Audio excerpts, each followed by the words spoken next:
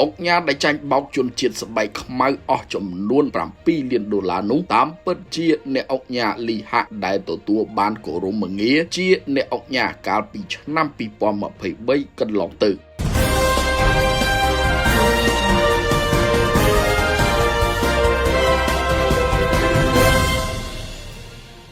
តាមពិតអ្នកដែលចាញ់បោកក្រុមឆបោកជនជាតិស្បែកខ្មៅអស់លុយរាប់លាន$នោះគឺជាអ្នកអុកញ៉ាលីហាក់ដែលត្រូវបានគេស្គាល់ថាជាថៅកែហាងលក់រថយន្តទំនើបនៅរាជធានីភ្នំពេញនេះបើយោងតាមការបង្ហាញពីបណ្ដាញសង្គម Facebook របស់លោកផែងវណ្ណៈសូមរំលឹកផងដែរថាលោកអុកញ៉ាលីហាក់ត្រូវបានព្រះករុណាព្រះបាទសម្ដេចព្រះបរមនាថនរោត្តមសីហមុនីព្រះមហាក្សត្រនៃព្រះរាជាណាចក្រកម្ពុជាបានចេញព្រះរាជក្រឹត្យត្រាស់បង្គាប់ផ្ដល់គោរមងារជាអ្នកអុកញ៉ាដល់អុកញ៉ាលីហាក់កាលពីថ្ងៃទី18ខែកក្កដាឆ្នាំ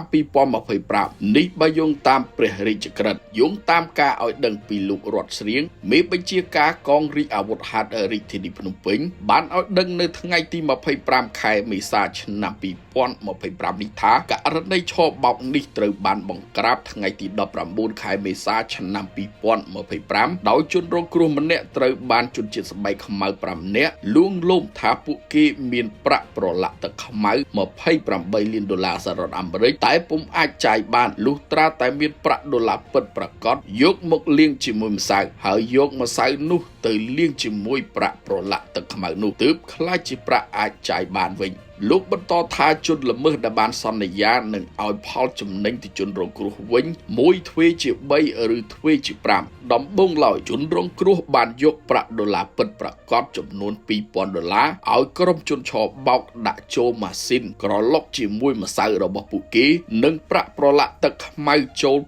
$8,000មុនពេលក្រឡុកក្រុមឆបោកបានឲ្យជនរងគ្រោះលេបថ្នាំដោយប្រាប់ថាដើម្បីការពារពុលម្សៅគីមីដែលក្រឡុកប្រាក់ដើម្បីឲ្យជនរងគ្រោះជឿជាក់ជនល្មើសបានលេបឲ្យមើលមុនហើយមួយសន្ទុះក្រោយមកក៏ឃើញថាប្រាក់ចេញមកវិញចំនួន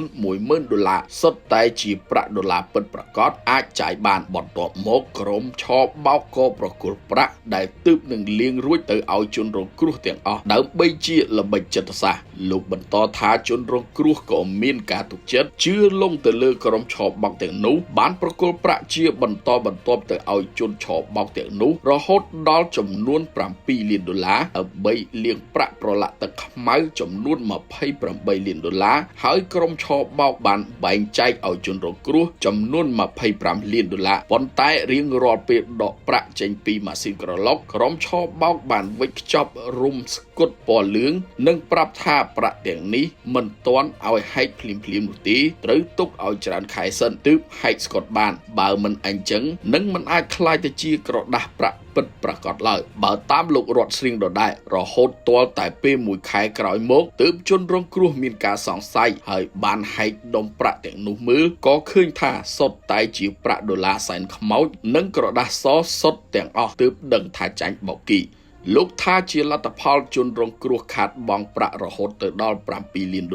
ហើយសមត្ថកិច្ចអាវុធហត្ថរាជធានីភ្នំពេញឃាត់ខ្លួនបានត្រឹមជនជាតិស្បែកខ្មៅ2នាក់កសាងសំណុំរឿងបញ្ជូនទៅតុលាការដើម្បីធ្វើការផ្ដន្ទាទោសតាមច្បាប់រីឯបពុជនល្មើសដែលនៅសេសសល់កំពុងស្រាវជ្រាវស្វែងរកបន្តលោកមេបញ្ជាការកងរាជអាវុធហត្ថក្រុងអំពាវនាវដល់ប្រជាពលរដ្ឋឲ្យមានការត្រេះរិះពិចារណានិងមានការប្រុងប្រយ័ត្នឲ្យបានខ្ពស់បំផុតកុំឲ្យសេចក្តីលុបលន់មកបិទបាំងភ្នែកនិងរារាំងដល់ការពិចារណាលោកបន្តថាលើលោកនេះពុំមានផលប្រយោជន៍ឯណារត់មករកយើងដោយឯងនោះទេបើគេប្រាប់យើងថាអាចរកប្រាក់បានស្រួលដោយមិនបាច់ប្រឹងយើងត្រូវសួរខ្លួនឯងថាម្ដេចគេមិនសង្ងំរកម្នាក់ឯងហើយបែរជាមកហៅរកយើងឲ្យចូលរួមចែករំលែកកាត់បន្ថយផលប្រយោជន៍របស់គេតើយើងត្រូវជាអ្វីនឹងគេហេតុអ្វីគេមិនយកផលប្រយោជន៍ទាំងនោះទៅចែករំលែកជាមួយប្រពន្ធកូនបងប្អូនសាច់ញាតិមិត្តភក្តិស្និទ្ធស្នាល